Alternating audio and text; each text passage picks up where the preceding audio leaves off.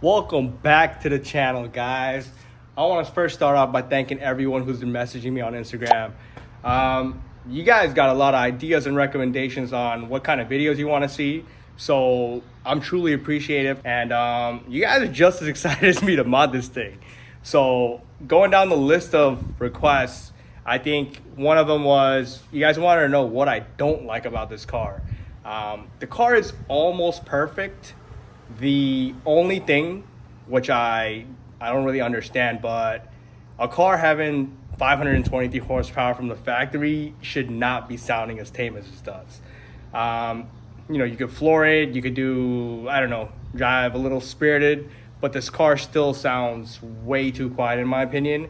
So I'm at around 650 miles right now. The braking period is obviously at 1,200 miles. So before I go the full exhaust route or change the mid pipe or do anything else, I wanted for the time being just see if I could increase the volume a little bit. And I was looking it up online. It seems like the valve controller seems to make a pretty good difference in note. So I ended up purchasing the SST valve controller. So what we're gonna do is try to get that thing installed today. I'll try to walk you through all the steps. I'm not a professional by any means, but I do a few things. So I think we'll get this done. Directions seem a little confusing because the setup might be different based on what year car you have. So, all right, so let's see what we got here. When you open the trunk, you're gonna see this carpet-like liner. The way I take this off, just really easy using a plastic tool like this. Just put it right here. Just pull up. So after you remove the carpet, what you want to do is find some sort of grommet. This is the SST valve controller I'm going to be installing, and what I want to do is be able to run these wires from the trunk to the bottom of the car.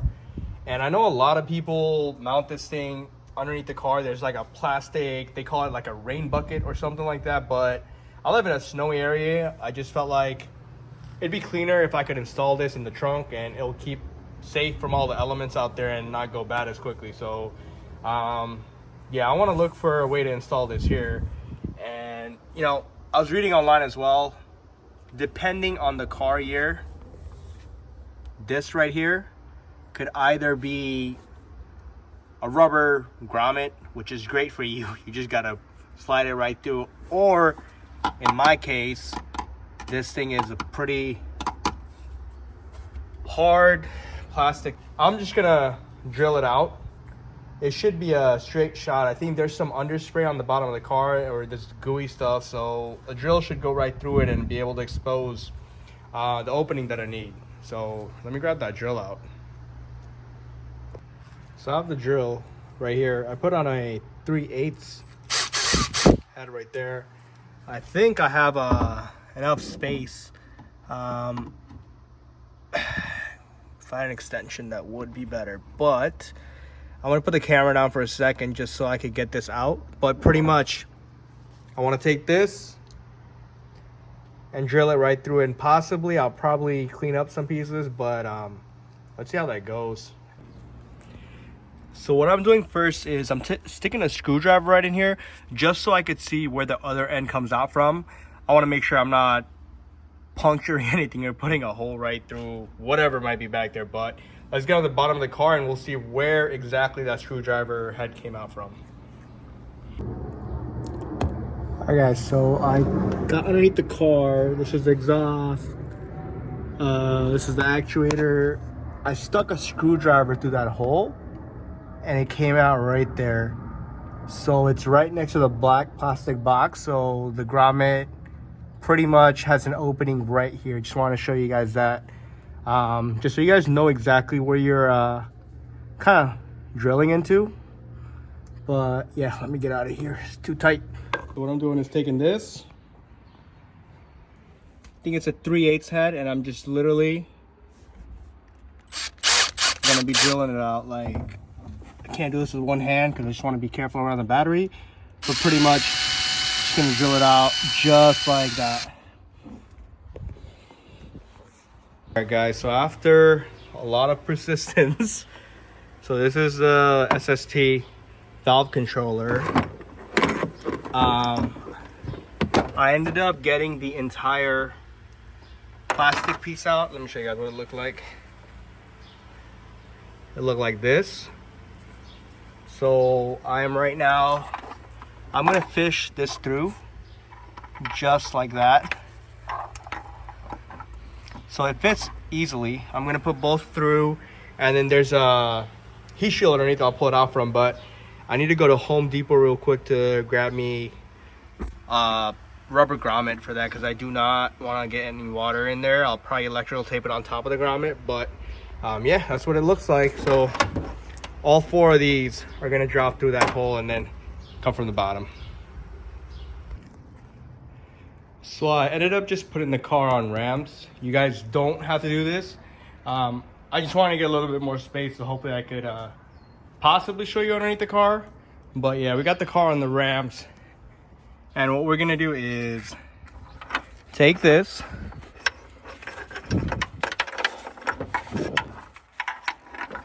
feed the first one through, feed the, where's the second one? Feed the second one through as well. And let me just get underneath the car. All right, guys, so the wire comes right from there. So what I'm gonna do is I'm gonna plug the first one into the actuator here, and then the second set of wires I'm gonna pull it right down, and I'm gonna go through this heat shield.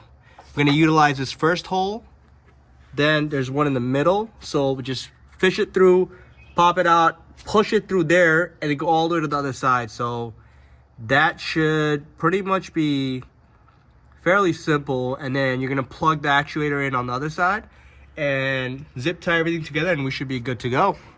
So yeah, I'm not gonna show you guys this process, but I'll show you guys after everything's buttoned up. Alright, so it's actually very simple once you have the car on jacks. I brought it from the heat shield, and the other one's all the way on that side. So yeah, you just guys got to pull it through, and once you get here, damn, let me see if I can get that light better for you guys. So you're gonna pinch right there and then pull, or not pinch, you're gonna push, and this is gonna come out. So if I, let me try with one hand. If I just go here, there you go, that's it, simple. And then you just connect these to each other and then back in, and you guys should be good. All right, guys, the installation is finally complete. It wasn't too bad. I think the most challenging part was getting the plastic piece out, so do not get discouraged if it's taking you guys forever. I could not find a grommet piece that was large enough to cover the opening after you take off the plastic piece, so I had some noodle-like foam piece laying around my house, so I ended up utilizing that. But this is what the cleaned up compartment looks like. I mounted the box right on top of the foam that lays on top of the battery. I've heard this is the best location for you to get a signal from the remote. So I'll keep you guys posted if anything changes and I find out there's a better location. But for now, we got it right there. And if you look closely, the foam actually worked flawlessly. It's the right fit. I feel like there's a good seal there. I don't imagine any sort of water is going to come through. So yeah, this is the final product, guys. I will get you guys some sound clips. Don't think I'm just going to leave you hanging there. I know everybody's probably looking forward to that piece, and I'm excited to see what this sounds like right now. So stay tuned for that.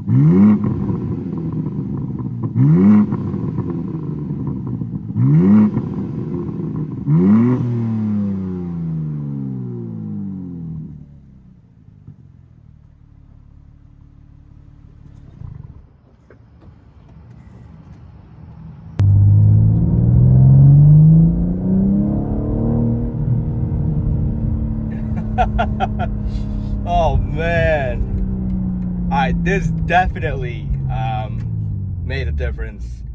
I don't know if the video was able to capture it for you guys, but the OEM valve controller, the actual the actuator piece that comes from BMW, it definitely restricts how open the valve is, because the car was not sounding like this before, and I don't understand why BMW just didn't make it so the button fully opens your exhaust. But this valve controller, 10 out of 10. It's very cost efficient. It does the job. It's super easy to install, and it sounds like a completely different car. So at this point, I was 100% dead set on getting the exhaust, but with the valve controller, I feel like maybe getting a single mid pipe, pairing it with some down pipes, might produce a pretty aggressive sounding car where the rasp can stay minimal. Or I don't know, this car probably deserves a full exhaust system. So let me know in the comment section what you guys recommend I should do for the exhaust. I'm pretty much open to any exhaust as long as the car sounds aggressive and deep. I don't want anything too raspy, but yeah, let me know, and keep messaging me on Instagram. Your messages, suggestions, recommendations help me make videos that you actually want to see. And if you're enjoying my content, please feel free to like, comment, share, subscribe to the channel, and stay tuned for the next one, because we're almost at the break-in period, and that's when things are going to start getting serious. So yeah, stay tuned, everyone.